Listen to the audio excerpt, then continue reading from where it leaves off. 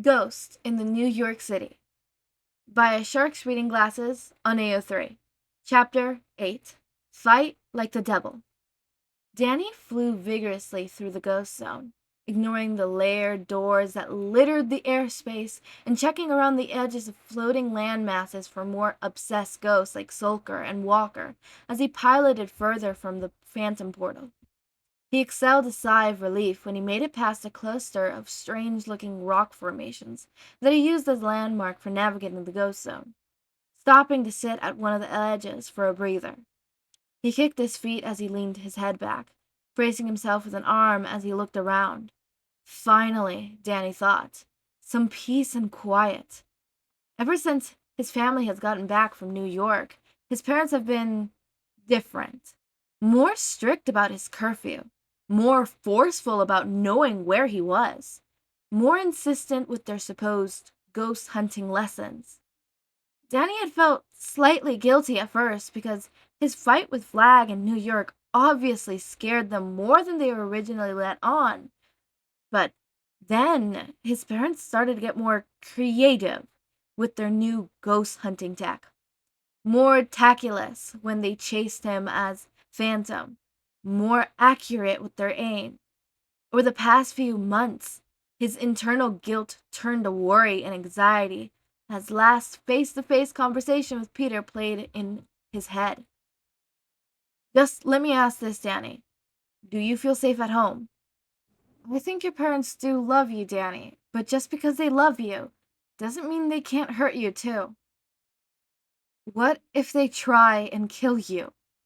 It had gotten to the point where if he was stressed and didn't want to talk anymore, he would carefully sneak down to his parents' lab and fly around in the ghost zone for a few hours to clear his head. If he couldn't sneak down, he'd usually texted Peter and Wade to try to distract himself or ask for advice. Of course, that wasn't the only contact he had with them. After Danny had left, Peter texted him on and off every couple days and called once in a while when Danny had a question about his homework.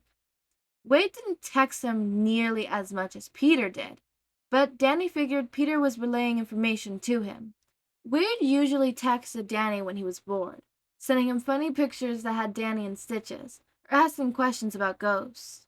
For some reason, talking with Peter or Wade didn't feel as frustrating as talking with Jazz, or even Sam and Tucker.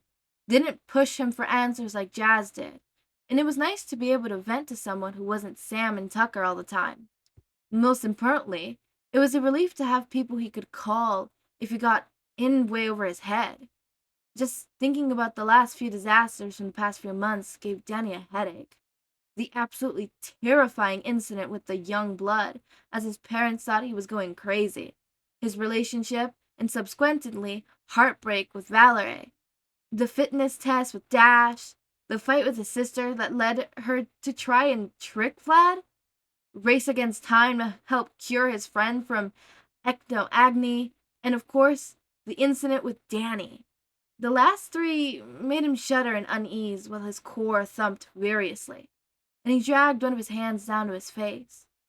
He could admit that the incident with his sister and the ectoskeleton suit was mostly his fault, but the ectoagny and the clone stuff had him furious enough that he could change mid-fight.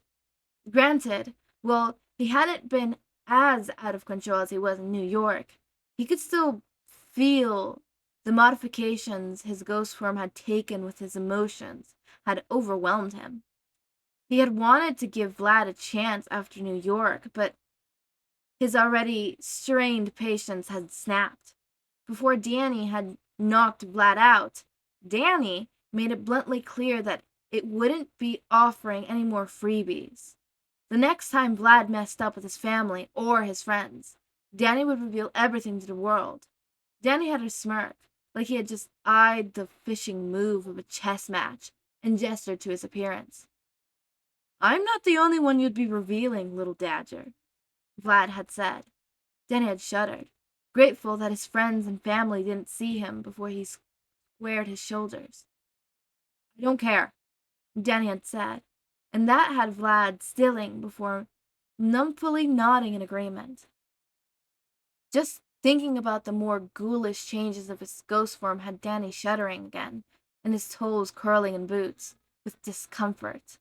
When he had told Peter about the fight, Peter had reminded him that the important thing was that he was in control, but it still had Danny's stomach in knots that it was even happening at all. Whatever was causing his form to change was getting worse, and Dan's cut words pierced through his skull. Don't you get it? I'm still here. You'll still turn into me. Danny clenched his fist and swallowed, pushing himself off the rock formation and letting his core guide him through the ghost zone. As he flew towards the destination, he knew exactly the ghost he needed to see.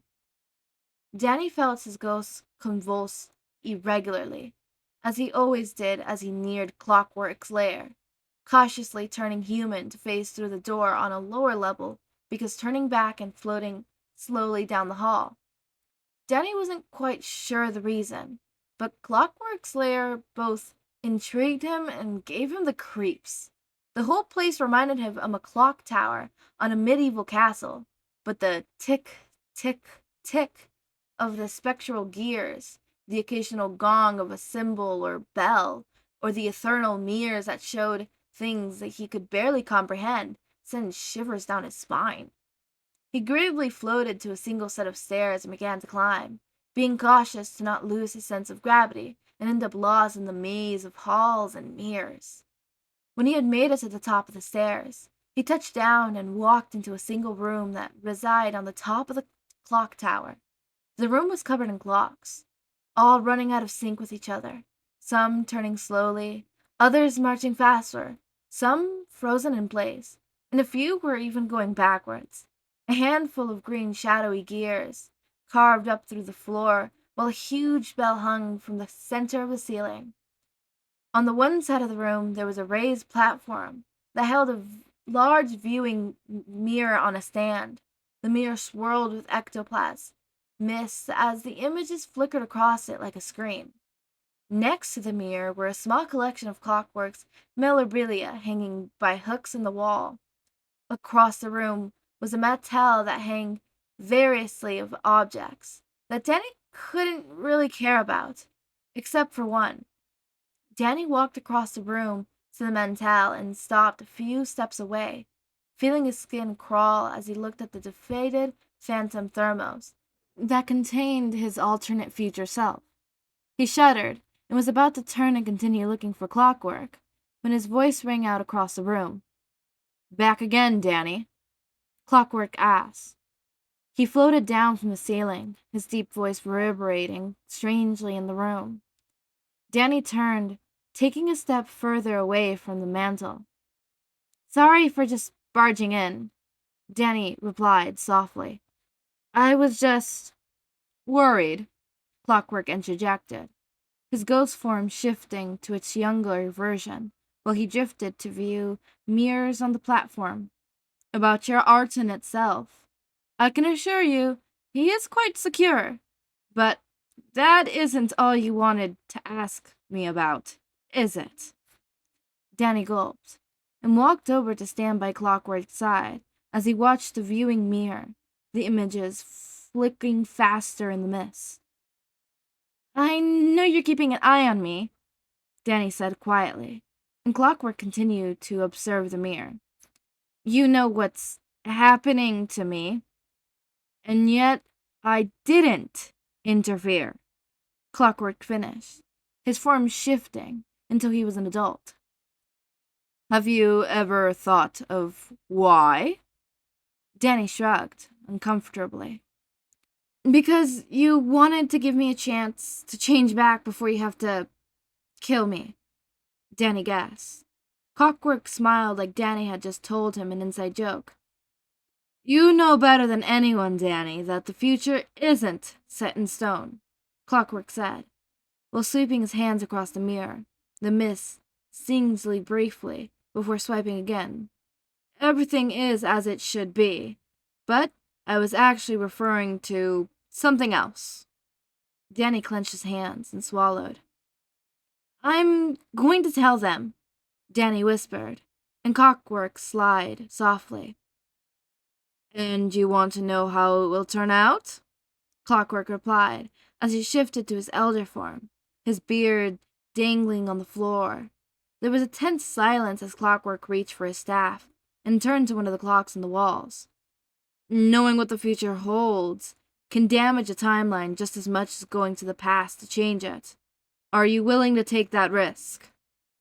He asked as he opened the body of one of the frozen clocks. Danny shuffled as he shook his head. He learned that lesson already. Not even a hint? Danny tried to joke, but it came out anxious and scared.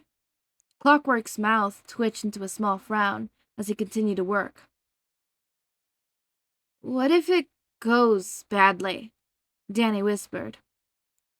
Your willingness to admit your failures and readiness to fix them is what helped you beat Dan, Clockwork replied as he twisted inside the clock. But do not be so ready to doubt yourself, Danny. Clockwork pushed the pendulum of the clock to the side and pulled his hands out. The pendulum remained frozen as he snapped the cover closed and turned back to face him. If revealing your secret to your parents goes badly, then you'll have to work to fix it, like you always do. I have faith in that. Danny let his hands unclench as he sighed. All right, Danny replied after a moment, pushing off the floor and drifting back towards the stairs. Thanks, Clockwork. Clockwork nodded to him as he descended the tower and started to make his way back home. He didn't notice when Clockwork lifted his staff and pressed the button on the top. Time, start, Clockwork said, and the frozen pendulum on the stilled clock started to swing. Peter woke with a small gasp as his spider senses tingled down his spine and he rolled over his bed to look at the clock on his nightstand. The dull blue glowing numbers, proclaiming 2:20 a.m. He groaned as he lifted one of his hands to rub at his eyes as he tried to wake up, kicking off the sheets, swinging his legs to the floor and carefully walking out of his room and down the hall to the living room of his apartment, while his spidey senses continued to gently prick at his neck. He hoped his senses weren't freaking out over something silly, like if he left a knife on the counter, or warning him of a splinter. It made him jittery when that happened, feeling like he was constantly in danger. Not to mention, it was a pain in the ass when he was at work or when patrol was slow. His eyes easily adjusted to the dark and he scanned his apartment for whatever could be setting off his spider senses, but found nothing. Peter flipped a switch on the wall and flinched as his eyes burned when the overheat light in the living room turned on. He squinted as he waited for his eyes to readjust, walking past the couch and coffee table to the window to his balcony, sweeping aside the curtains to see if anyone was there. He chewed his lips when he found the balcony empty, pulling the curtains back over the window while his spidey senses continued to go off. It was starting to feel familiar. Peter jolted with a small exhale when there was a quiet but frantic knocking on his door, and carefully cut across the living room, unlatching the chain lock and the bolt lock before opening the door a crack. When he saw who was standing outside, he nearly ripped the door off his hinges trying to open it fully as his heart thundered in his chest. Danny? Peter exclaimed frantically, completely and fully awake. Danny looked the worst Peter had ever seen him. The aftermath of his fight with Platypus, a cakewalk compared to now. He was wearing black sweatpants and a dark blue hoodie, scuffed with dirt, that were slightly too big for him, and a duffel bag slung over his shoulder, along with a backpack leashed to his back. He was pale and shaking with deep bags under his eyes and beads of sweat running down his face like he had run a marathon, even in the cool New York fall evening. Hey, Peter, Danny said lightly, with a small, strained smile, his voice trembling. I got myself in a bit of trouble. I told my parents about Fenton, and it didn't... Danny let out a small, derisive laugh, his lips trembling, and Peter felt his heart break. It didn't go well? Could I? Peter didn't wait for Danny to finish, gently grabbing Danny by the shoulders and tucking him under his chin. If you ever need me, you text me, and if you ever need a place to stay, you can stay with me. Of course you can, Danny, Peter answered softly, and Danny scuffled into his chest, too exhausted to try and return the hug. You can stay as long as you want.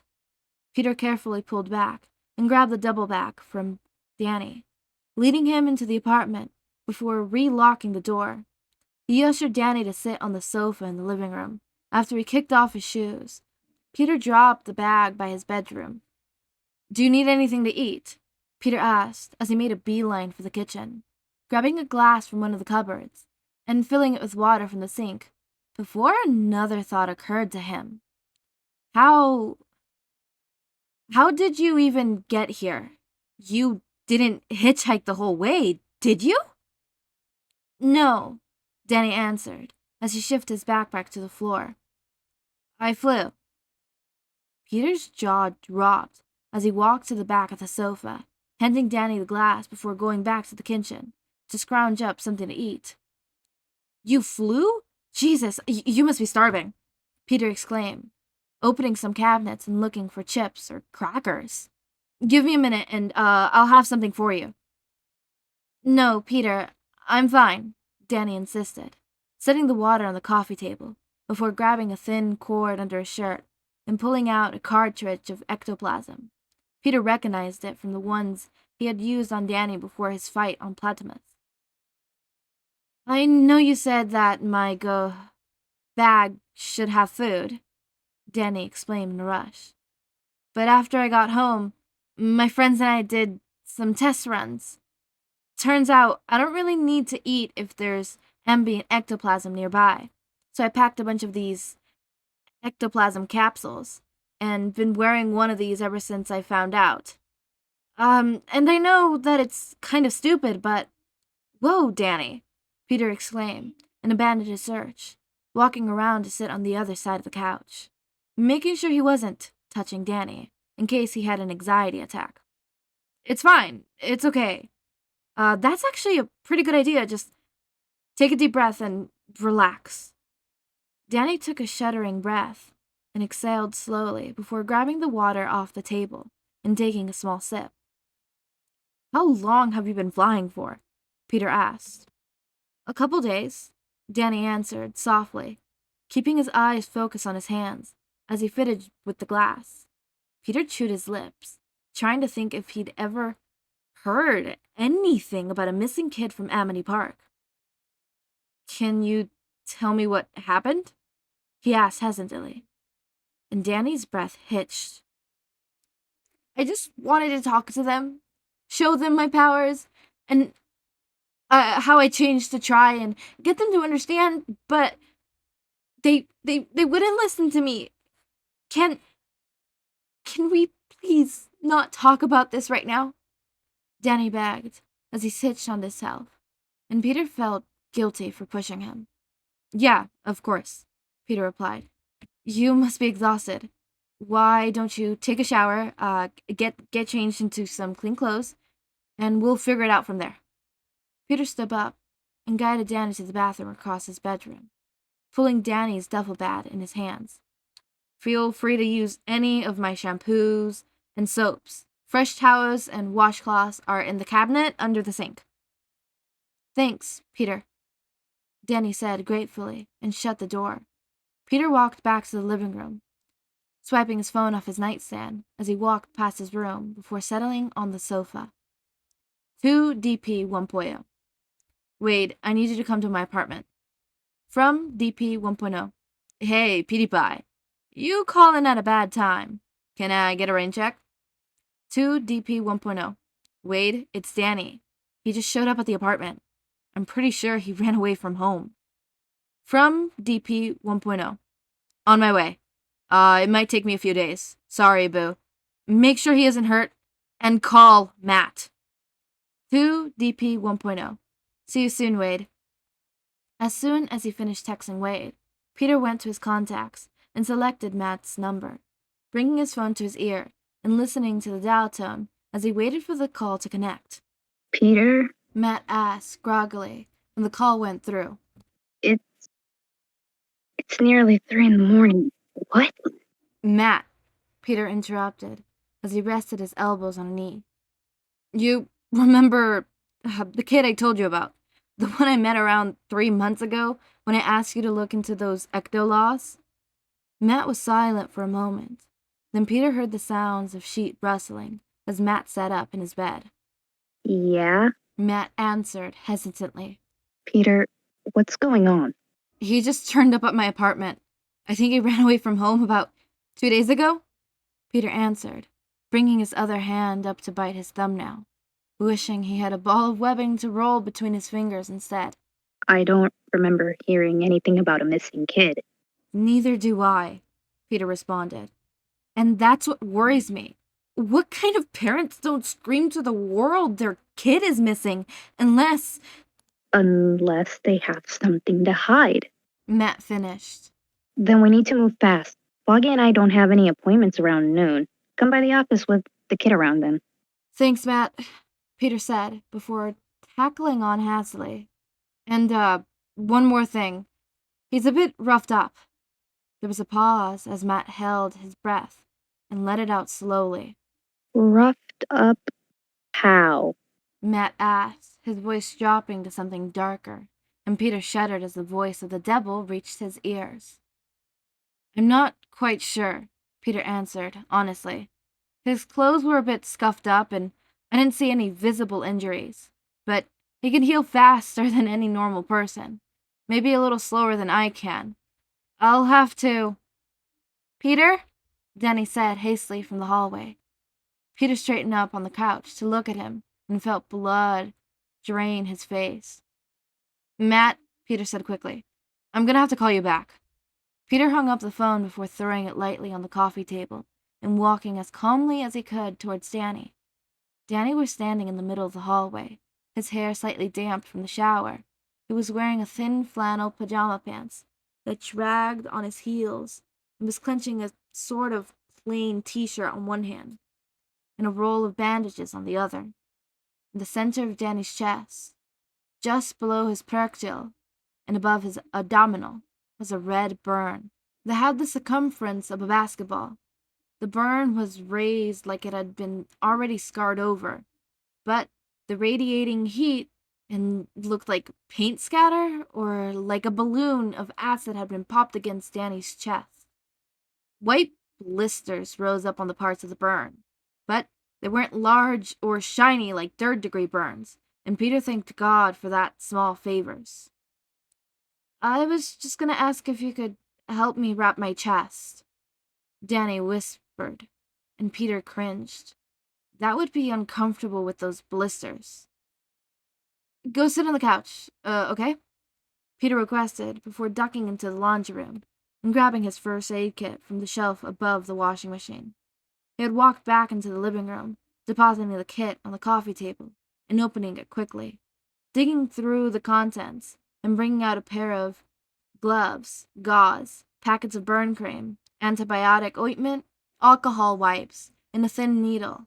The roll of bandages Danny had sitting by his side on the couch. What are you doing? Danny asked nervously from the couch, twisting the shirt in his hands.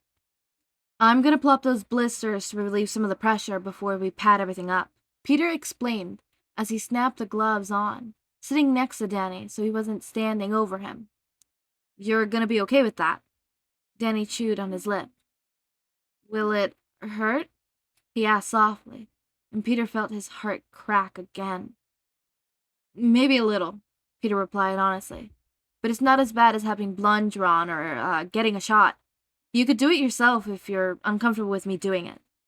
Danny hesitated before he shook his head. Okay, Peter exclaimed. Lean back for me, please. He ripped open an alcohol wipe, sterilizing the needle before grabbing another and cleaning the blister. Danny turned his head and held his breath, clenching his eyes shut as Peter brought the needle to the bottom of the blister. He slowly inserted it until he felt the skin give, and then quickly took the needle out, checking that the fluid sleeping out was clear, before reaching under with an unoccupied hand to clamp at the gauze. Danny exhaled shakily, and Peter covered the sore before gently pressing it on, helping push the fluids out of the blister before easing up and leaving the gauze. As the welt continued to drain, he repeated the same process with another blister, and Danny opened his eyes as Peter worked, desperately looking around Peter's living room and away from his injury. Peter worked in silence, concentrating as he continued until each blister was popped, Rip opening the antibiotic ointment when he was done and dabbing it carefully over the drained wells, and covering each blister with a new pad of gauze. When he was finished with that, he grabbed the packets of burn ointment and gently smeared the gel over the burn, covering it as much as he could. He heard Danny let out a sigh of relief as the cooling gel started to work, and Peter grabbed the roll of bandages that were left on the couch. "Sit up for me," Peter requested, and Danny sat up gingerly, so the gauze on his sores wouldn't come off. Peter unrolled the bandages a bit before he started to wrap them around Danny's chest, keeping them tight enough that they wouldn't come loose and rub against the healed skin, but lax enough that they wouldn't restrict movement. "They thought I was possessed," Danny whispered after a few minutes, and Peter paused in his ministration. "What are you talking about?" he asked, and Danny swallowed. "You can stop a ghost from overshadowing someone by shooting them with a low-level ectoblast," Danny stated, his usual calm and detachedness that Peter saw the last time Danny was injured, gone in the wake of his emotional distress. "It doesn't hurt the person who's possessed. Maybe knock the wind out of them or disorientate them for a few seconds, but it's not supposed to hurt people. It's supposed to hurt ghosts." Peter exhaled slowly, trying to keep his usual non-existent temper under control. "Was this before or after you showed them your powers?" Peter asked quietly as he continued to wrap Danny's chest. Danny clenched his hands in the fabric of his pants. "Before," he whispered, then brought one of his hands to wipe at his eyes. His breath hitched slightly. "They didn't give me a chance to. This is all my fault. I should have listened to you the first time, and none of this would have happened. I'm such an idiot." "Hey," Peter cut him off. "Listen to me. You are not an idiot for wanting to believe the best in people." Peter finished wrapping Danny's chest and helped him put his shirt on without aggravating the bandages too much before dragging him into a one-armed hug. "We're going to figure this out, Danny. I'm not going to let them hurt you again, okay?" "How?"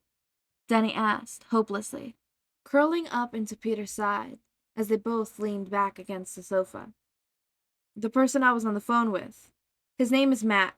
He's a good friend and a lawyer," Peter stated, but paused when Danny shivered. "Do we have to get more people involved in this?" Danny said weakly. Peter grimaced and squeezed Danny a smidge tighter.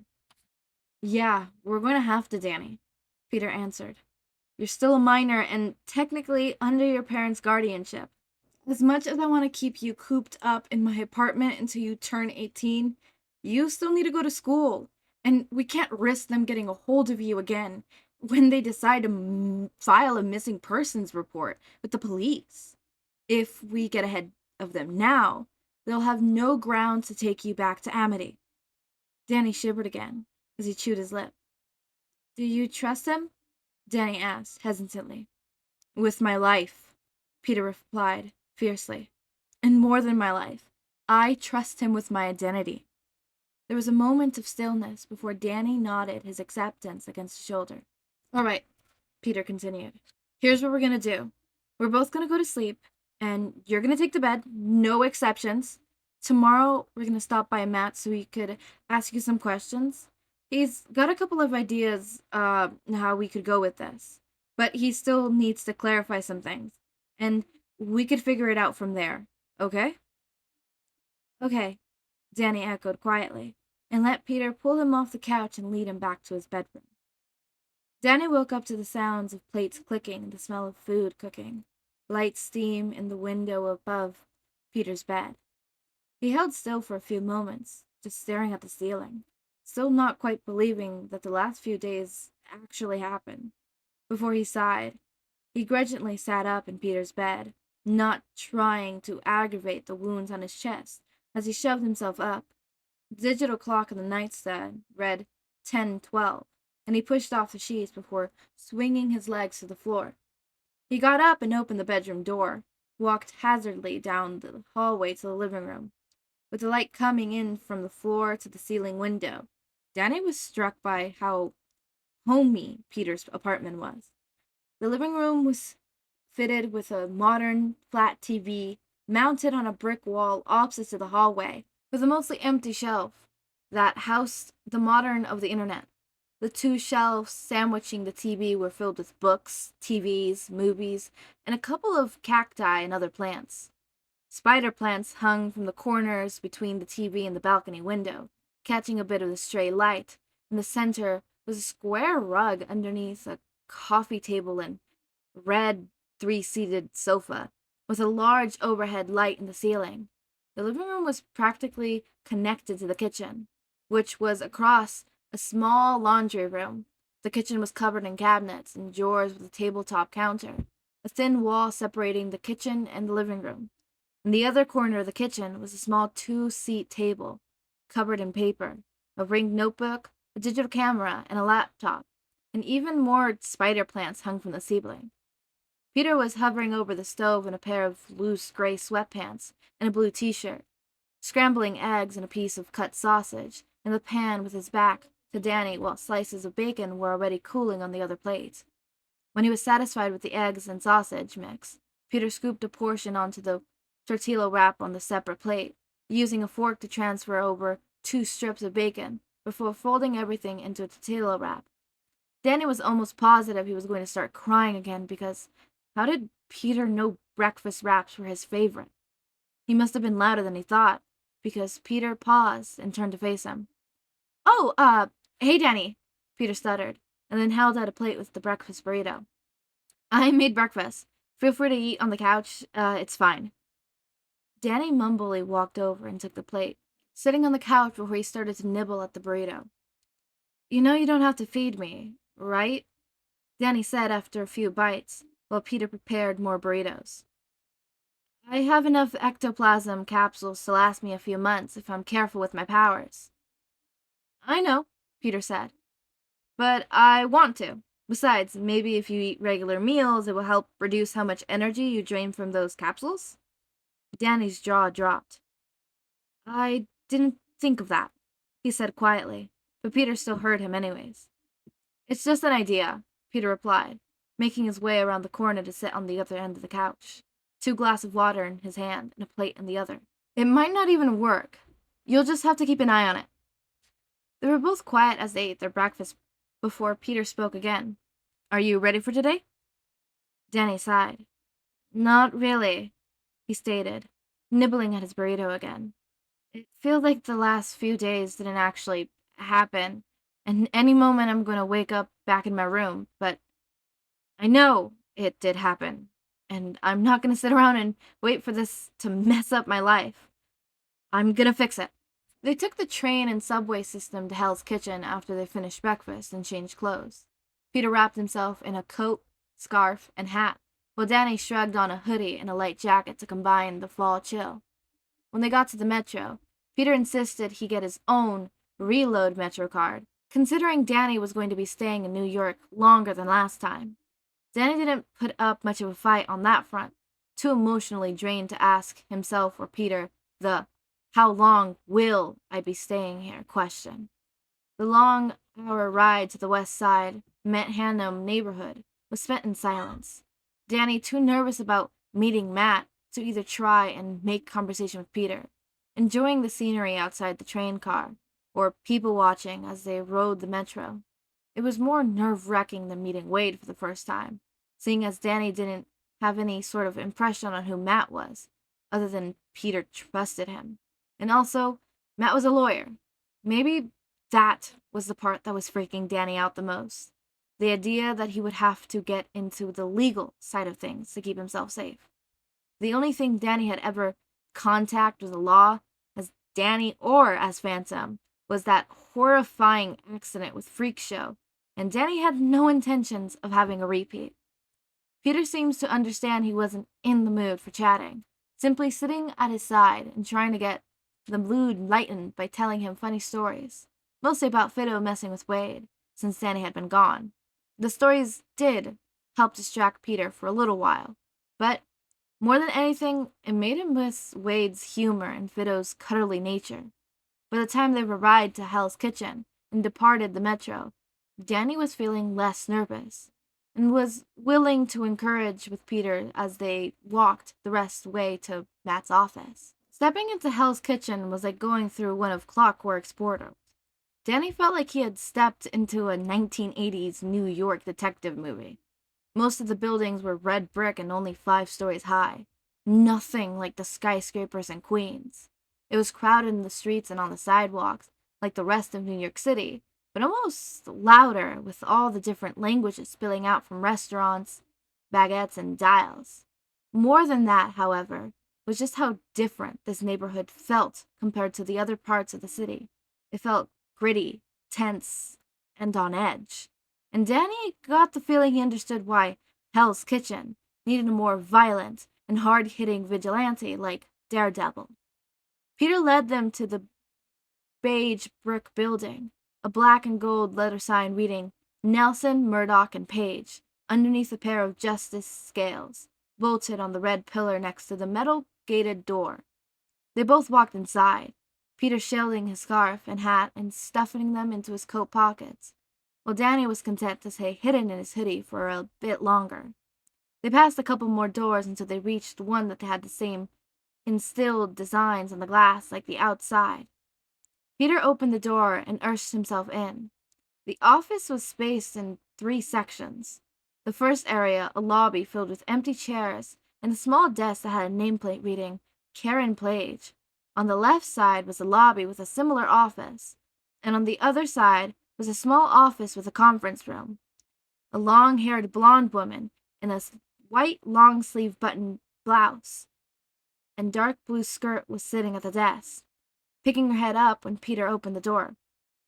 "Peter!" she exclaimed, smiling as she got up, walking around the desk to give Peter a hug.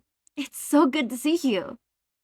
"It's nice to see you too, Miss Page," Peter replied, while Danny tucked himself out of sight. Miss Page pouted as she pulled back.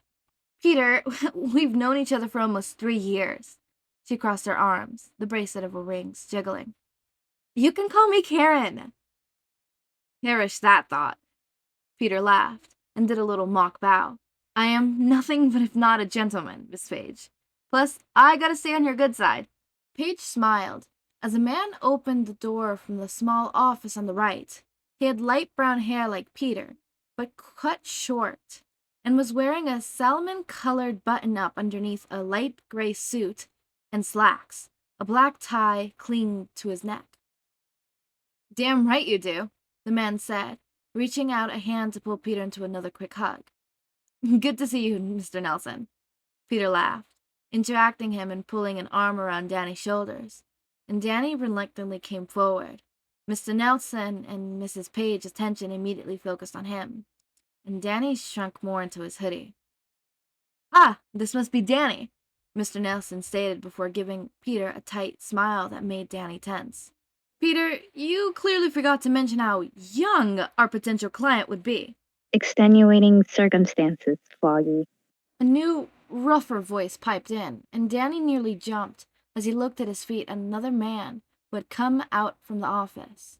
He had dark brown hair, cut in a similar style to Mr. Nelson's, and wore a white button-up shirt underneath a black suit and slacks, a deep blue tie around his neck.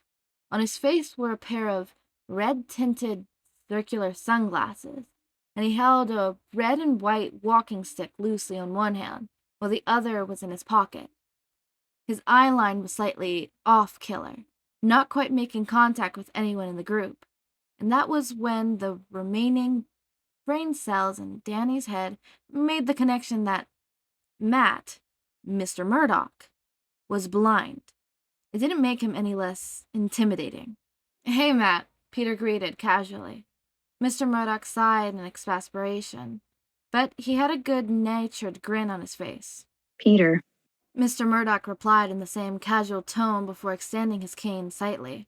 Why don't we move this to the conference room? Karen, the door, please. Sure, Miss Page agreed, walking around Danny and Peter before grabbing a small "Gone to lunch" sign off the back of the door and hanging it on the front, while Mr. Nelson ducked back briefly into his office to grab a pad of paper and pen. Mr. Murdoch navigated the lobby with his cane to the conference room.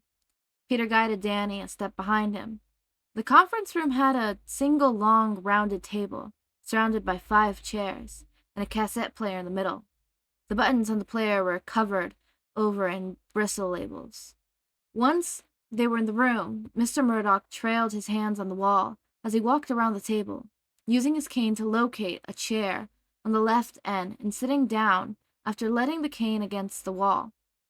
Peter ushered Danny into one of the chairs on the opposite side, and then sat down in one of the other chairs on Danny's right.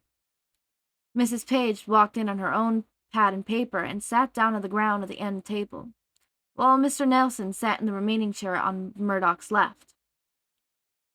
"Recorder 10 o'clock. Nelson narrowed, and Murdoch reached over to the recorder's vague direction until he brushed it with his hands, and his fingers trailed over the bristle labels, until he found the right one and pressed record. Danny, would you mind stating your full name for the record, please? Mr. Murdoch asked as he leaned forward on the table slightly. "My name is Danny Fenton," Danny stated, and then added on nervously. "Well, my full name is Daniel James Phantom, but I like to be called Danny." All right, Danny. Mr. Murdoch continued calmly, motioning his hands as he continued to talk. Peter has filled us in on a little bit about your situation. Do you mind telling us what's going on in your own words? Danny bit his lip, hugging his arms as he looked to the side at Peter. Peter stared right back and gave him a tiny nod. "I may not trust your parents, but I do trust you. I'll put my faith in that."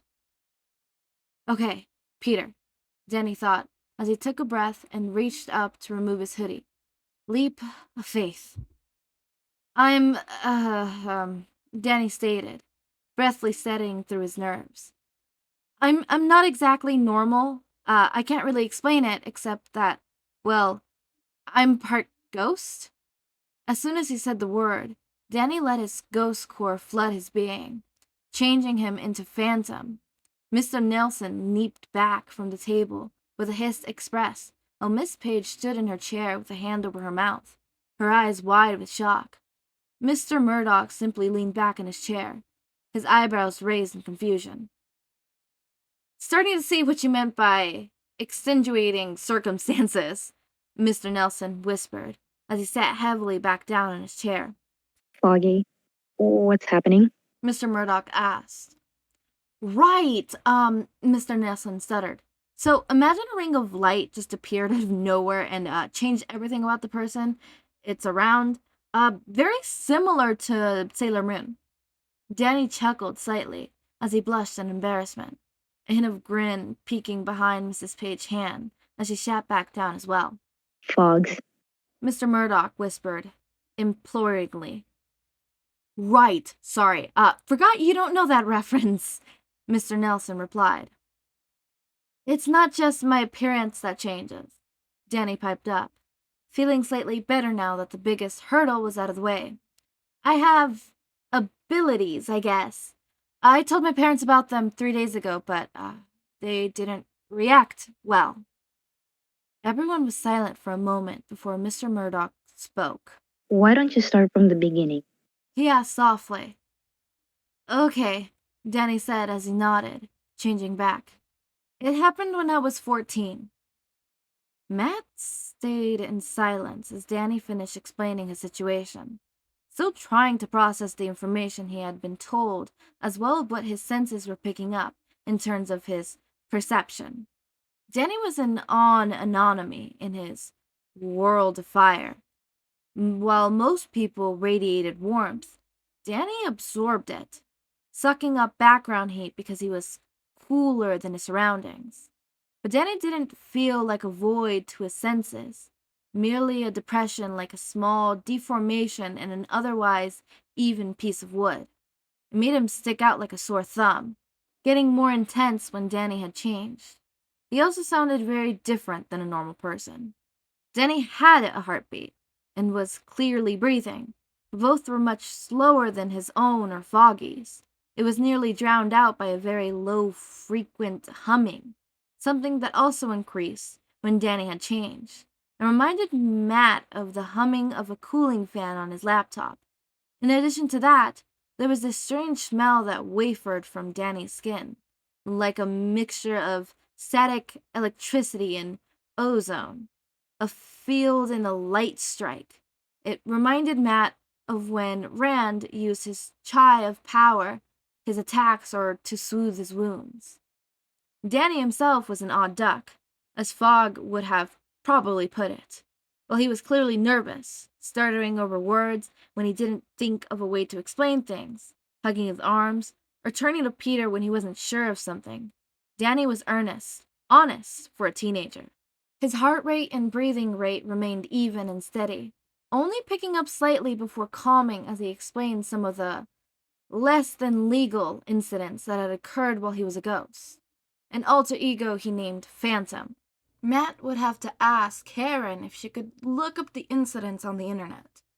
Either way, it was surprising how honest Danny had been when Foggy had asked if Danny ever used his powers for anything other than heroics. Danny had stilled before admitting that he sometimes used his powers to prank bullies at his school, and then bluntly told them he had been accused of robbery and threatening the town mayor. Even Peter seemed surprised by the news.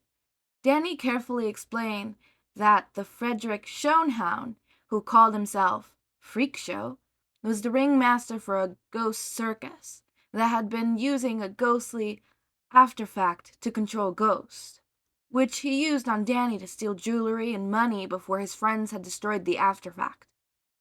When asked about the mayor incident, Danny explained that he'd been framed by a ghost called Walker, who was trying to force Danny back into the ghost zone.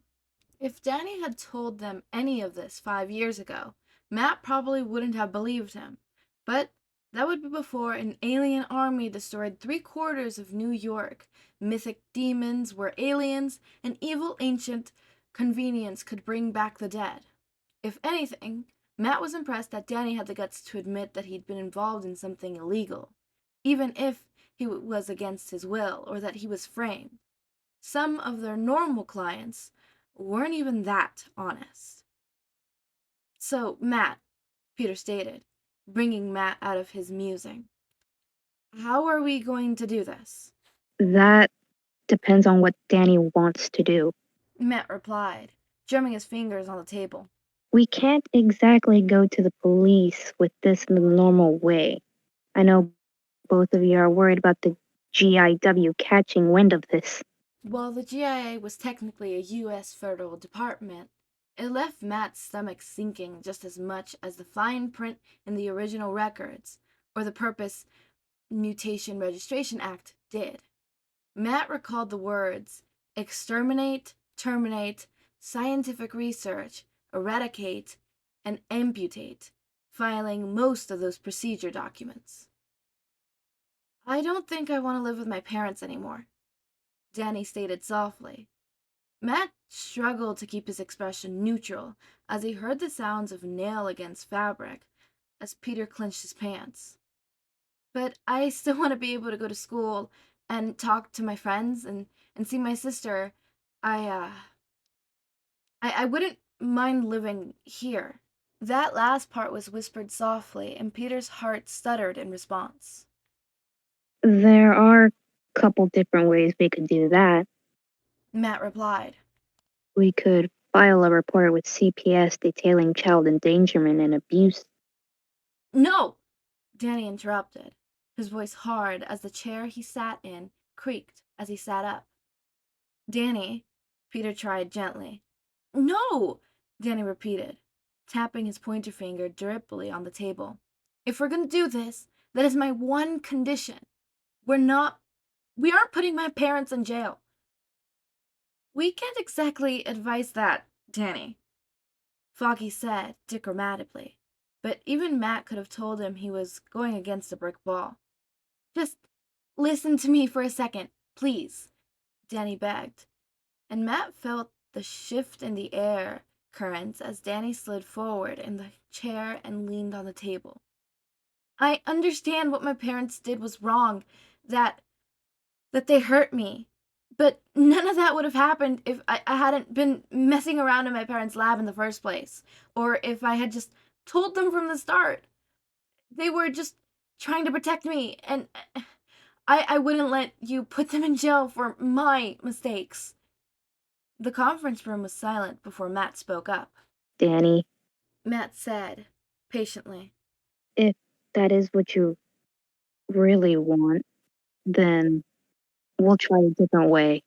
He held up his finger when Foggy, Karen, and Peter started to object. But you have to understand something. Foggy and I took an oath to uphold justice and to defend the people within the extension of their rights. Part of that is being completely honest in front of a judge.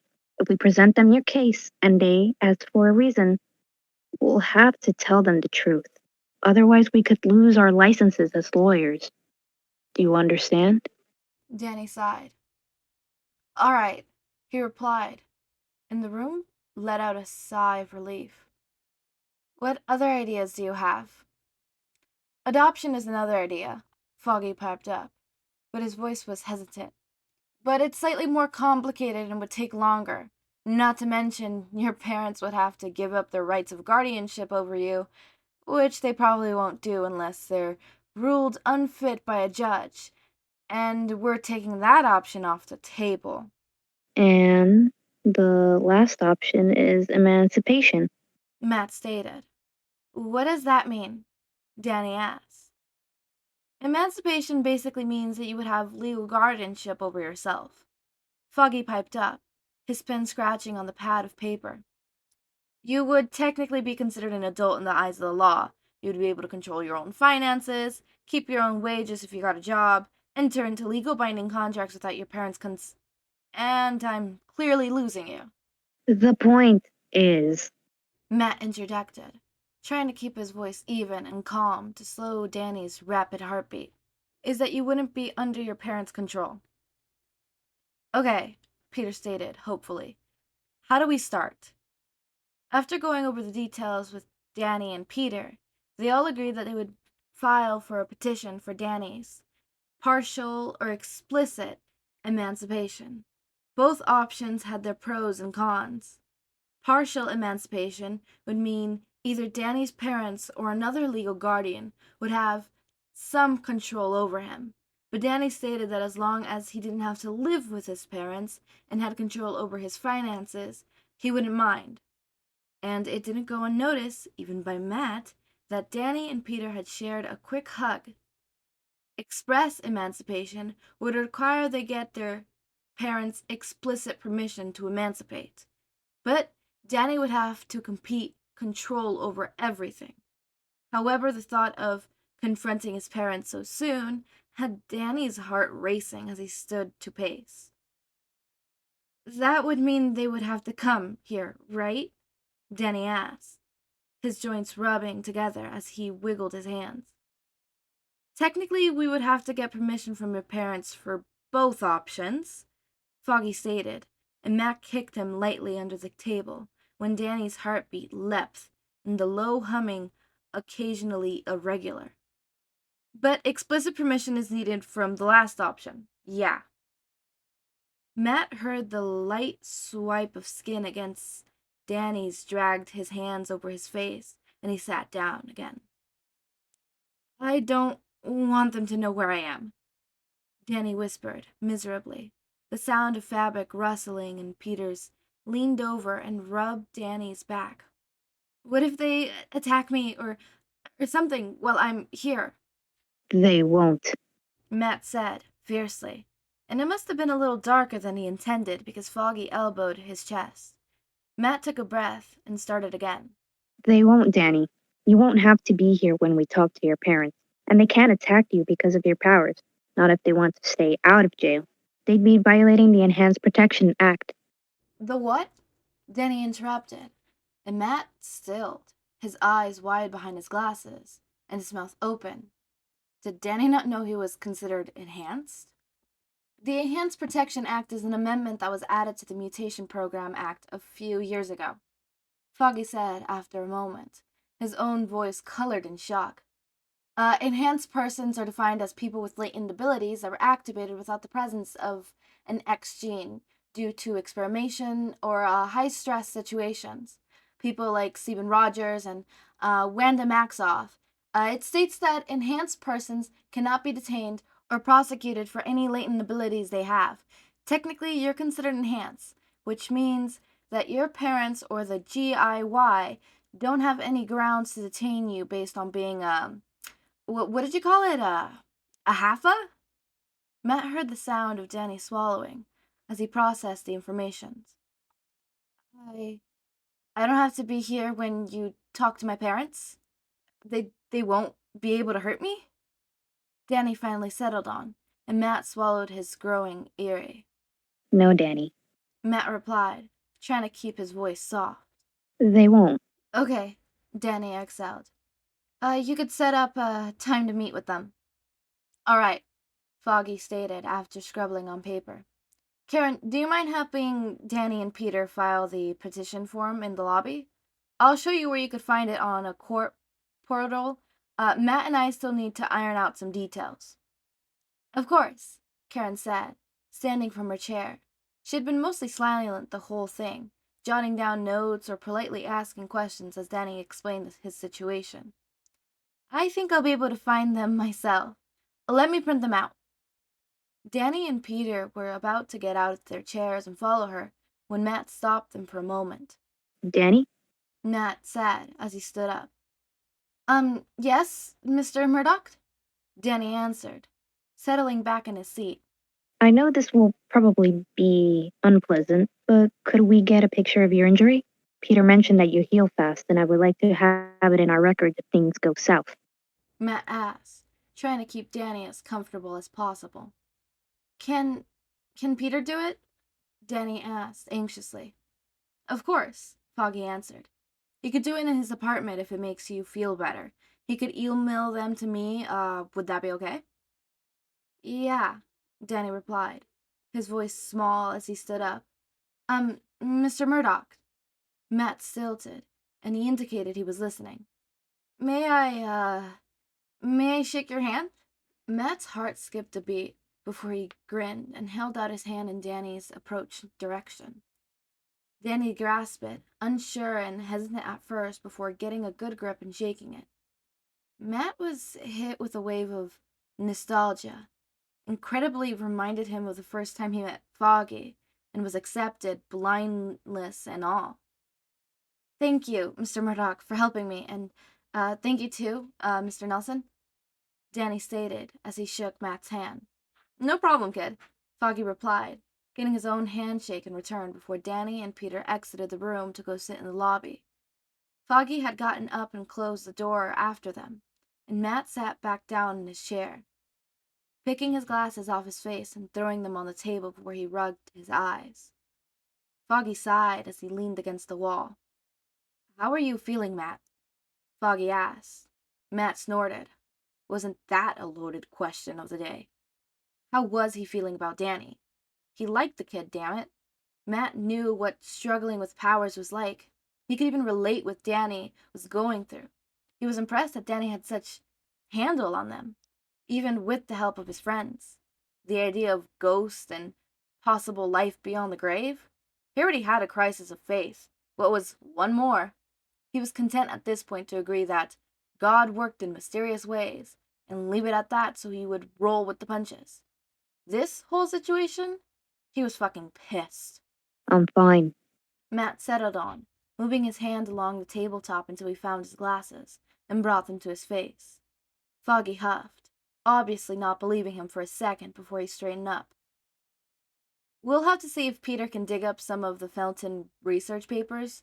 There might be something in there we could use, Foggy stated, and Matt nodded his head. And we need to go over those ecto laws again. Matt added. Find out what Danny can be excused from based on the Enhanced Protection Act.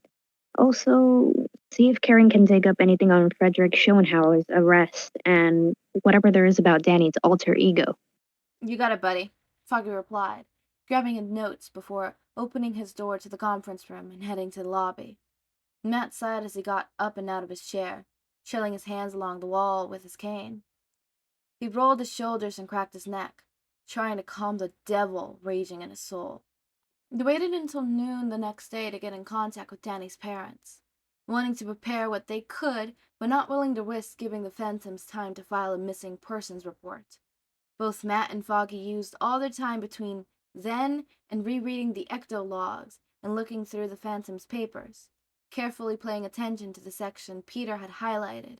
When they had finally contacted them, or rather, when Karen called them up to set an appointment, it was slightly anticlimactic. Mr. Felton, if you could just... Matt listened from his office as Karen tried to get a word in. The phone headset cracked as the wheeled between her shoulders and ears as she scribbled on a sticky note. Yes, they would like to meet with you as soon as possible to discuss Danny's... We're open at 9 a.m. on weekdays, but... Wait, Mr. Felton. Matt could barely hear the dial disconnect, and the call was disconnected, and he carefully made his way to the office door, peeking his head through the frame. I take it that it went well? Matt asked, grinning knowingly. Oh, that was a mess, Kaden murmured, her brows fluttering as she hung up the phone. I couldn't get a word in as soon as I mentioned Danny's name. He wouldn't even let me explain that Danny wants to be emancipated. They think he got picked up by the police and wants to go home. Matt heard the groan of Karen's office chair as she leaned back, clearly dissatisfied. So, the good news, both Mr. and Mrs. Felton will be here soon, tomorrow at 9. The bad news, you're probably going to have angry parents screaming at you for at least an hour. Maybe that's a good thing they don't know. Matt stated as he stepped out into the lobby and leaned against the wall, stealing his hands into his pockets. They won't be expecting us. Might make them off balance enough that they let something slip. Karen huffled. Just be careful, Matt. Karen rolled. Karen nuffled. Just be careful, Matt, Karen replied. I've got a bad feeling about this. Matt nodded before slipping back into his office, grabbing his phone off of his desk. He needed to give Foggy and Peter the goodish news. Jack and Maddie Fountain weren't anything like Matt imagined they would be when he and Foggy met them the next day. He could sense that Maddie was thin and lean, but she moved and held herself in a subtle grace that Matt usually saw in martial artists. Jack was almost her complete opposite, big and hulky with muscles bulging beneath his skin, and he moved like he had no sense of where his body was, as if he didn't know his strength. Matt could hear a soft but high-pitched whine coming from their devices that they had under their clothes, and he gritted his teeth. Danny had mentioned that his parents made ghost hunting weapons, and for the first time since he and Foggy left Landmine and Zack, he wished that he had the resources to post security guards. But perhaps the most surprising thing about them was how they were both extremely worried about Danny. Thank you so much for meeting us this early, Maddie said after they introduced themselves. We have been worried sick for the past couple days. Is Danny here? Can we see him? Nearly had a heart attack when you got your call, Jack added, and Matt felt the shift of air as he stepped behind Maddie and pulled his hands on her shoulder. We can't even figure out how Danny got all the way here. With both their eagerness to see their son and both their heartbeats staying steady, Matt realized Danny's instincts that his parents thought they were protecting him made more sense. They had well and truly believed that Danny had been possessed, or that they were in deep denial about Danny's powers. That would make this a little more tricky, but Matt wasn't about to give up that easily. No, Danny isn't here. Matt answered as neutral as possible, clenching the folder with his bare notes in one hand and his cane on the other. Perhaps we could discuss this in a more private setting? With their agreement, Matt and Foggy led them to the conference room as Matt manned the reception area, speaking quietly with another potential client. Is Danny in any trouble? Jack asked, anxiously as they sat down. Not at all, Foggy replied smoothly, laying his own folder of notes down on the table with a dull slap, lacing his fingers together and leaning on the table. Then what is this about? Maddie asked hesitantly, her and her husband's heartbeats steadily faster tempo. To be blunt with you, Mrs. Fenton, Matt replied, letting one of his arms rest on the table. my partner and I are representing your son as he files for a petition for emancipation. We tried to tell your husband over the phone, but we set up this meeting today so we could go over a little bit of the process with you and get your signatures on a few forms. Matt heard their hearts start to beat in a frenzy, their clothes shift as they tensed. I'm not sure I understand, Maddie said in disbelief. Emancipation? After your altercation with your son 4 nights ago, Foggy said, voice level and even as he picked over his words carefully. Danny reached out to us through a mutual acquaintance. He confided with us that he feels that it is no longer a benefit in living with you, and expressed his interest in having legal control over his affairs and finances. Now, wait a minute, Jack stated, his tone colored with disbelief, and Matt heard the chair scrape the floor as Jack began to get up, setting back down when Maddie moved her hand across his chest. Mr. Murdoch, Mr. Nelson, Maddie said, quickly and firmly, like she was trying to explain a concept to a toddler. I'm not sure you quite understand the situation fully. Our current residence is Amity Park, which is known for Ghosts. Matt finished for her, and he started to hear the rustle of papers as Foggy brought the packet out from his folder and laid it on the table. Or ecto entities, as you like to call them. We've looked into your research, and believe me, Mrs. Fenton, your son explained the whole situation to us.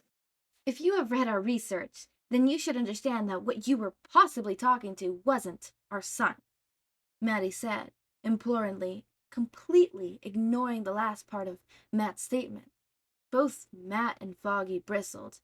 Maddie was basically cherry-picking what they wanted and implied that because of his powers, Danny was a thing and not a person. Danny is currently being possessed by a ghost named Phantom that has been obsessed with him since he was 14.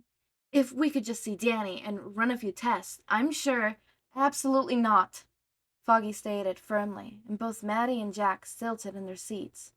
Are you aware, Mr. and Mrs. Felton, that Danny's become enhanced after the incident? Matt stated, his voice as calm like a frozen lake as the Dever began to stir. I'm sorry, what? Jack asked, worriedly, the table creaking as he leaned into it.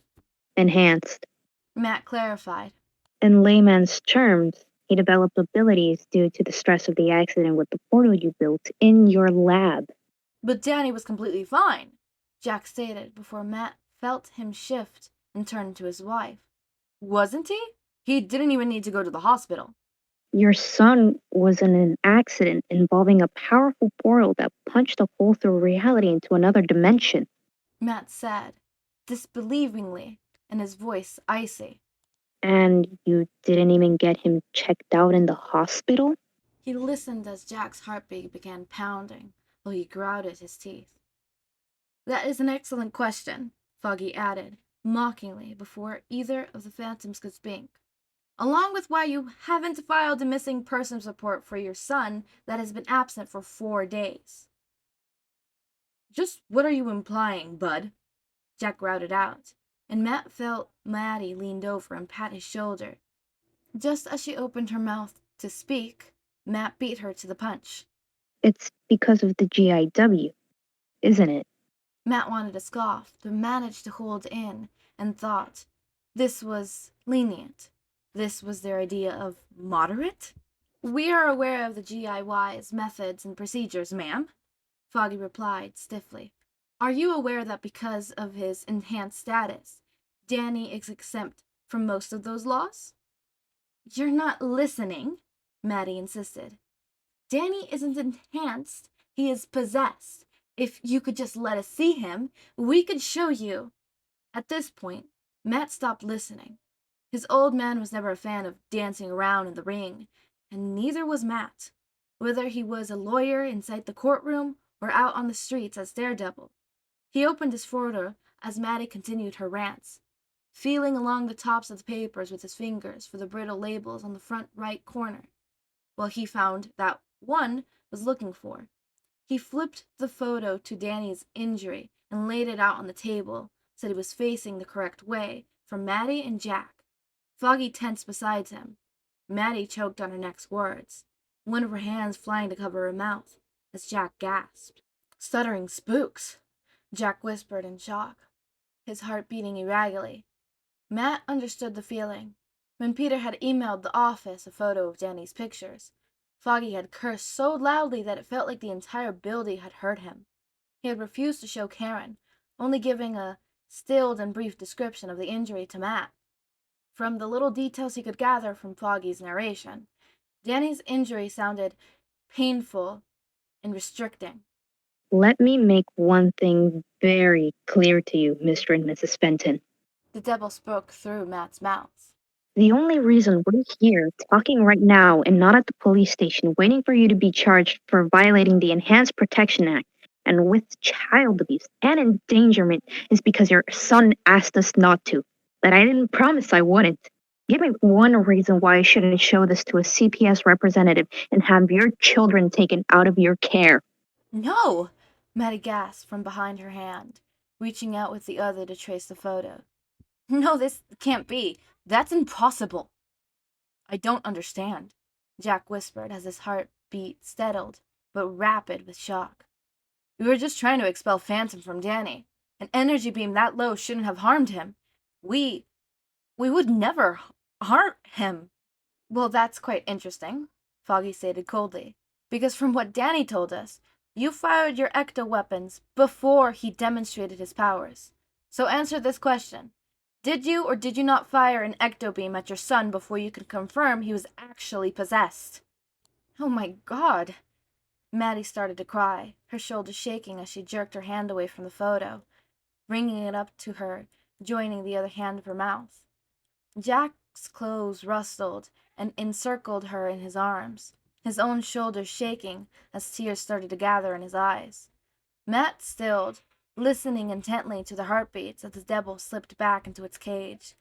They both were telling the absolute truth, which meant Danny had been right. His parents had been trying to protect him, and by judging by Foggy's hesitant and nervous body language, he was probably figuring that out too. Matt felt a welt of pity bubble in his chest. If Jack and Maddie hadn't been so ectophobic, Danny probably would have felt safe enough to tell them about his powers sooner. Instead, they had to realize in the most horrible of ways the consequences of their actions.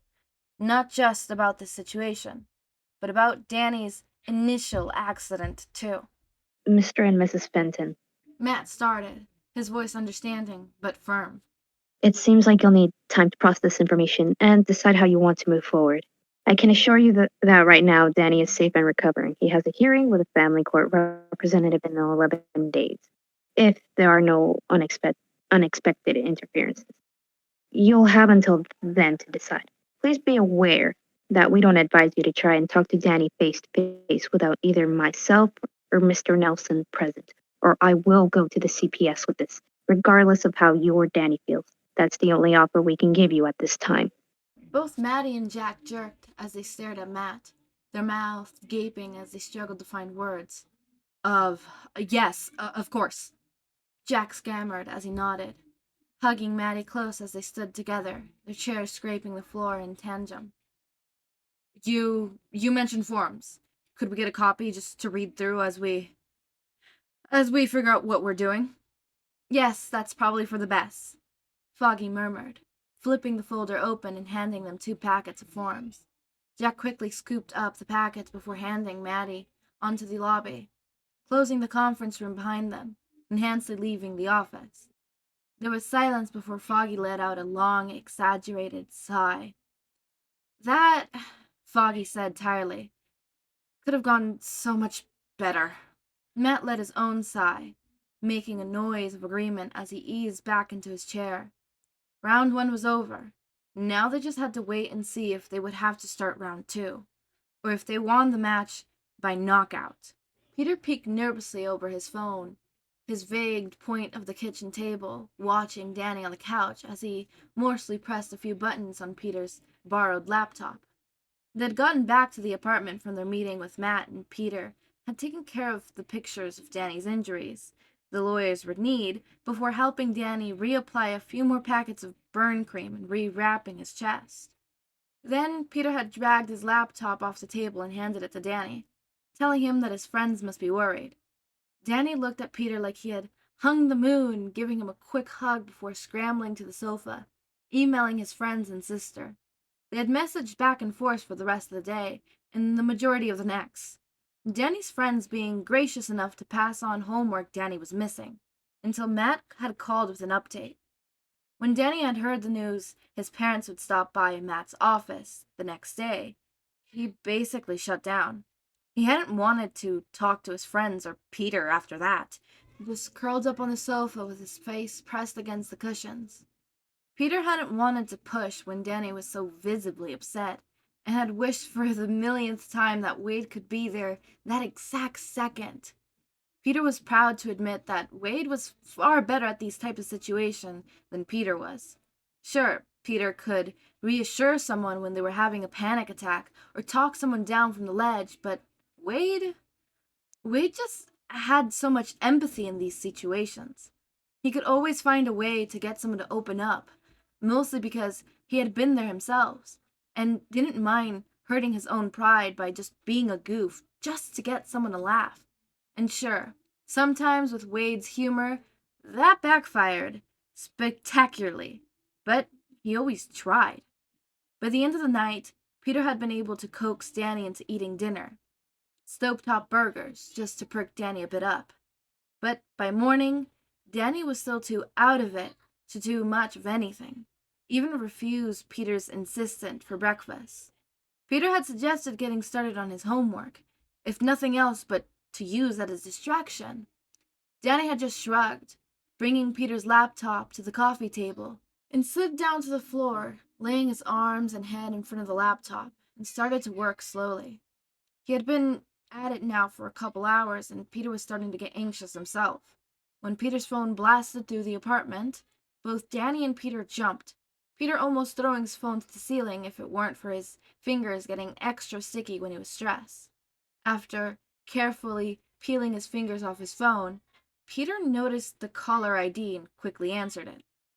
"Hey, Matt," Peter said, and instantly Danny was off the floor and standing next to Peter in the kitchen entryway, anxiously wiggling his hands. "What's up?" Hey, Peter. Matt responded, his voice tired but composed. Foggy and I just finished meeting Danny's parents. Do you mind putting him on the phone? "Yeah, no problem," Peter answered, holding the phone out to Danny. Danny cautiously took it and brought it to his ear. Hello, Mr. Murdoch," Danny said shakily, his shoulders tense. There was a moment before Danny closed his eyes and slumped forward, letting out a sigh of exhale as he relaxed. "Oh my gosh," Danny said in a rush, his voice full of regret. "Thank you so much, Mr. Murdoch." "Uh-huh. Yeah, I think I could do that. Do you think it's safe for me to turn my phone back on? I turned it off in case my parents try to track it, but I want to call my sister." "All right. Sure. No, I'll fill Peter in.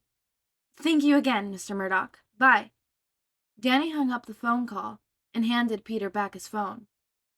"So?" Peter asked, expectantly. "How did it go?"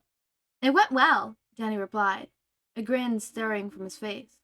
"Mr. Murdoch said that my parents haven't definitely agreed to anything yet, but they wanted time to think on it. It's not a flat-out no, so I'll take it. He also said I have to start looking for my savings and stuff in case I have to get a job so I could prove that I'm financially stable when we go to the hearing, but I'm not too worried about that. I sometimes help out at the exurbery back home. I think they would offer me a job if I asked." "That's great, Danny," Peter said, ruffling Danny's hair. And I'm sure Ashley would love to have you at the planetarium if you wanted to stay here. Danny blushed. Do you think she remembers me? Danny asked. Of course she remembers you, Peter laughed.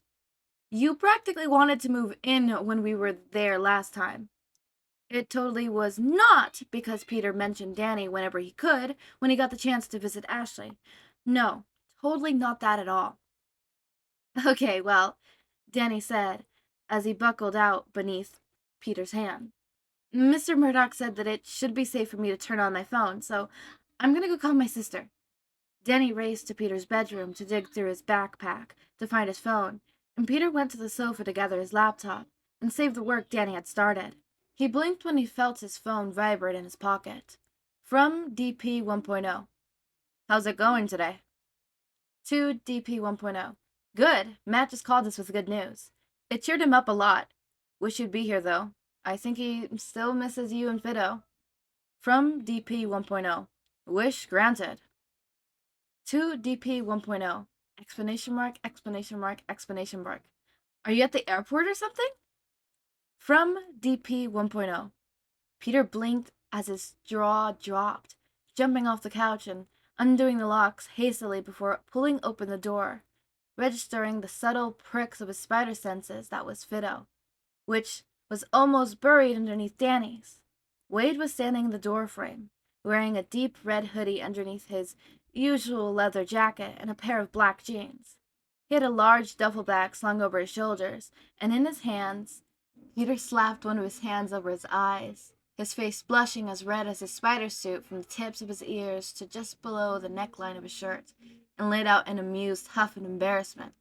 In Wade's hand was a small arrangement of flowers in a shout glass vase, some red ginger flowers mixed with a couple of orange and blue birds of paradise, a few leafy ferns filling out the rest of the empty space.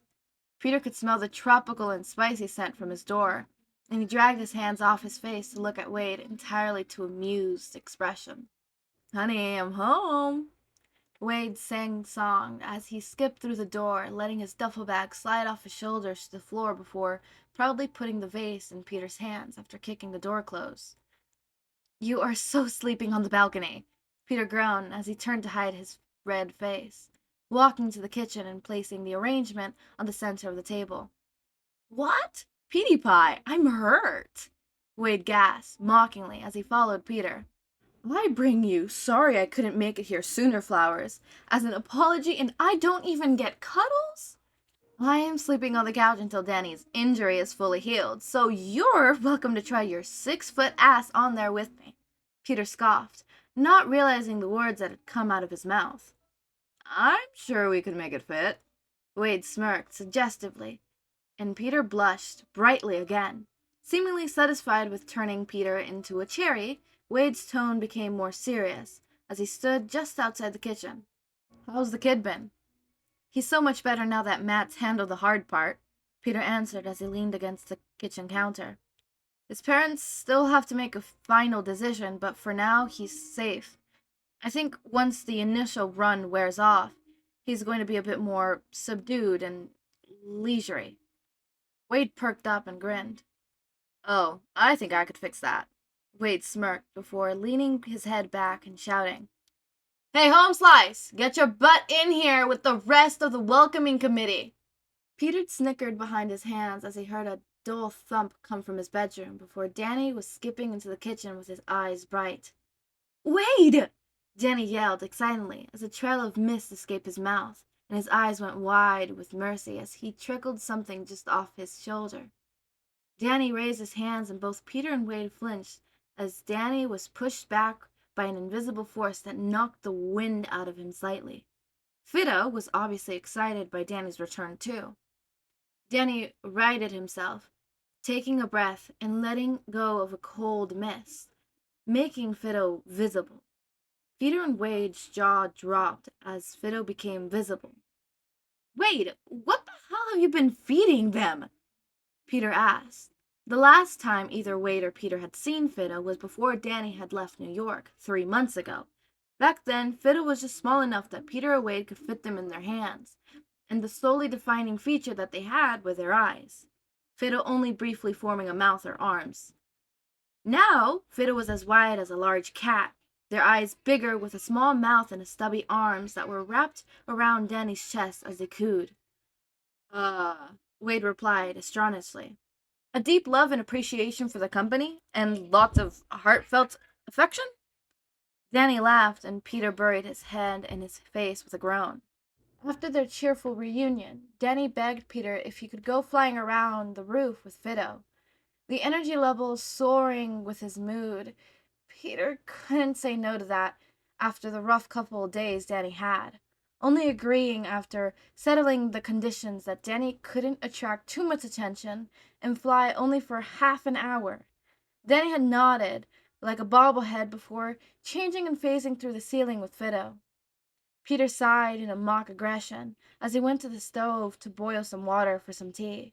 Wade dropped his duffel bag on the couch after kicking his shoes off, shedding his jacket and hood while revealing his ASS Army t-shirt that Deadpool utterly belt around his waist.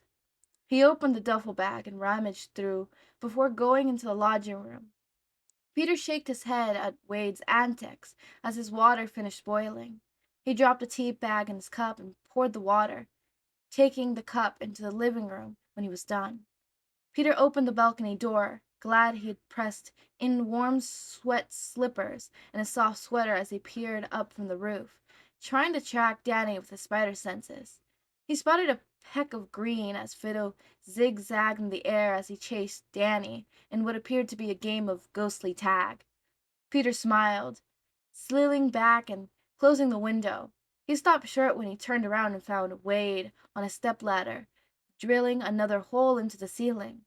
He was hanging up what appeared to be a large wooden spider plant basket with a tassel in the corner by the balcony, with the rest of Peter's spider plants hoarded. He duffled nearly empty on the floor. "Another spider plant?" Peter asked as he walked towards Wade, bringing his mug to his lips. "I didn't know they got that big." Wade turned to look down at him from atop the ladder and grinned as he finished placing the basket on the hook and tested it with a bit of his weight. "Nope," Wade said, popping the pea. "Ghost hemlock." Peter raised his eyebrows in judgment as he took a long sip of his tea to hide his amused grin. "You know we can't actually adopt Danny, right?"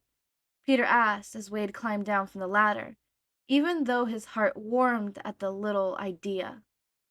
"Not with that attitude," Wade said cheerfully, folding the ladder and tucking it under his arms while he rested the drill on his shoulders.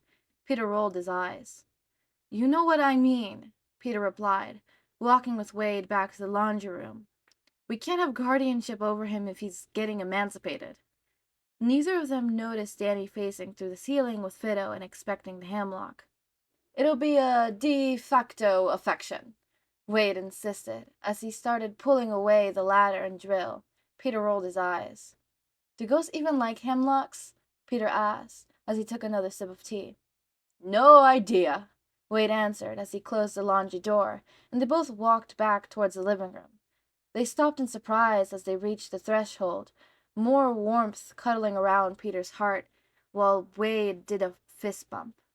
Danny was sitting in the hemlock, leaning against one of the straps like it was a backrest, his arms crossed behind his head, while Danny's legs were supposed to be a ghostly tail that curled and fluttered round the tassel of the hemlock.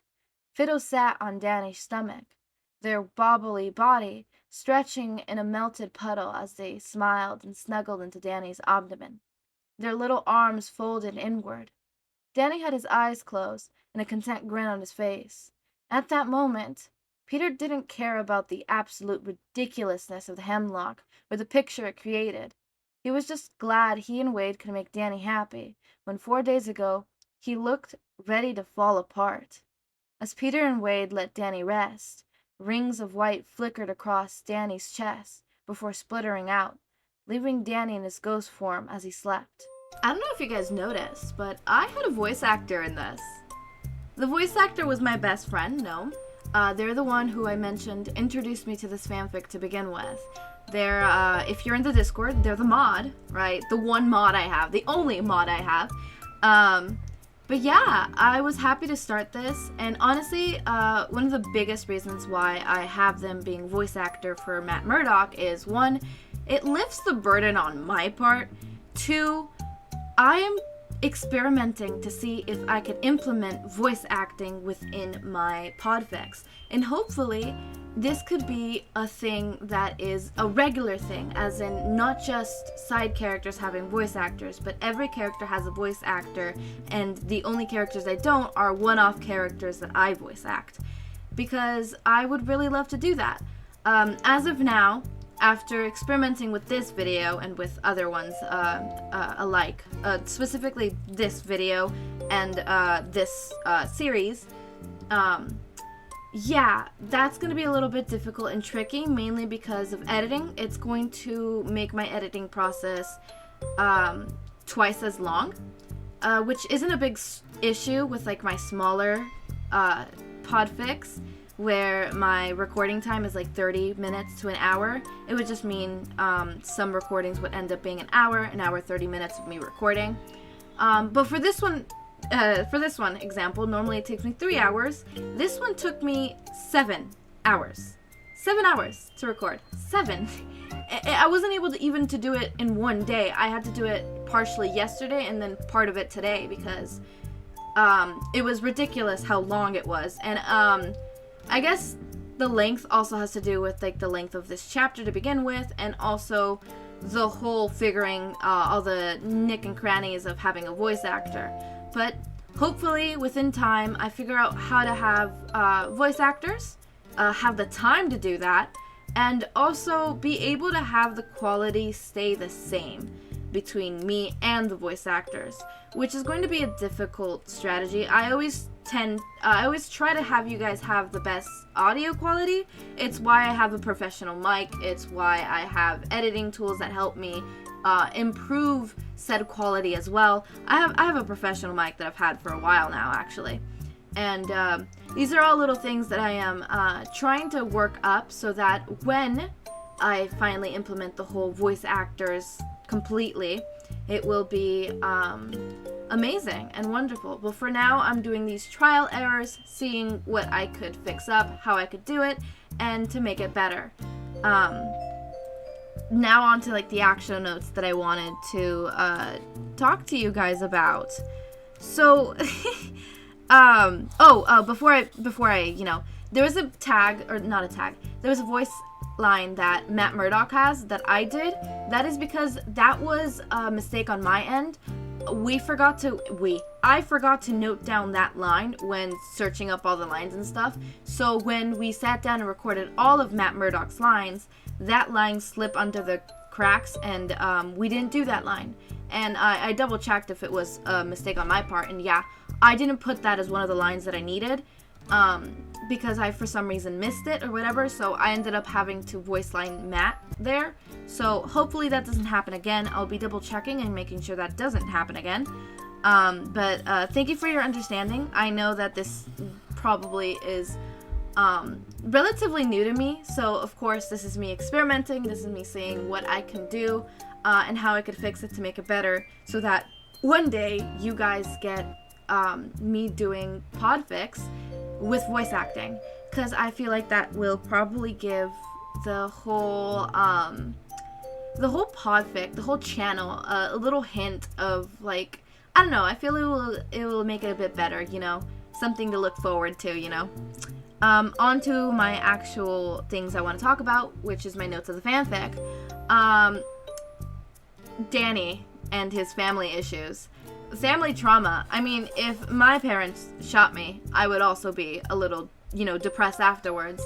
And I love how they handled Danny being depressed afterwards, because this is literally he's hurt, not just physically but emotionally hurt. Like, people who are supposed to be there and care for you and look after you and take care of you and keep you safe are the people who hurt you, and that hurts.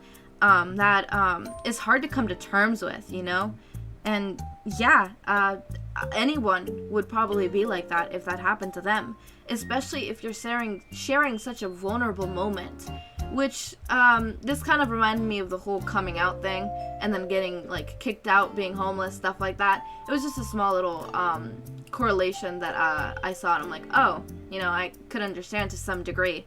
Not that I've been thrown out of my own home. Please don't worry. I'm still don't worry.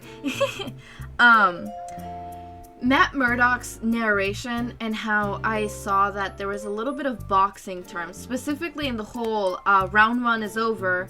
Hopefully there is no round 2 and we won with a knockout. I thought that was super cute because if you guys don't know, Matt Murdock, aka Daredevil, his dad was a boxing fighter.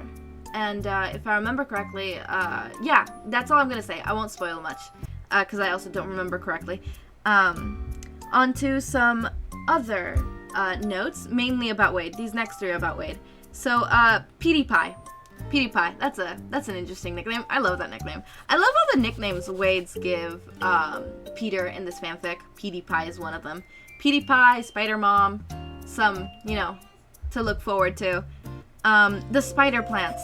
I thought it was really cool that Peter has spider plants, and the whole interaction with Wade putting the hemlock thing and Peter asking if it was a spider plant that he was going to put up, another one, which tells me and tells the reader that most likely all of Spider-Man's plants come from Wade giving them to him, specifically and especially the spider plants, which, you know what, that is such a cute little concept and cute little idea. And we have another line that I love, and that I actually have quoted, which is, "Not with that attitude." Because, yeah, Wade, you have a point. You guys can adopt Danny. Legally, probably not. You're not going to be legally his guardians, but you're pretty much, you are his adoptive parents because, again, found family. I love found family. Did you guys know that? Of course you do. Of course you do. Which, by the way, I just got approved for a found family fanfic, and I'm so happy. Well, apart from this one, of course, but like another one, and I'm so happy. Found family. I don't know. Something about it makes it scratches an itch in my brain. You know. As always, make sure to eat, sleep, drink water, take your meds. Have a wonderful day or night. Join our community Discord server, link is in the description. Subscribe to see more of my content. And thank you so much for watching.